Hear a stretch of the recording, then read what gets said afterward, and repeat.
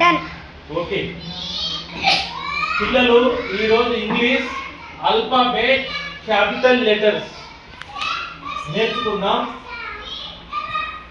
A B C D ఈ F G H I J K L M N O P Q R S T U V W X Y Z.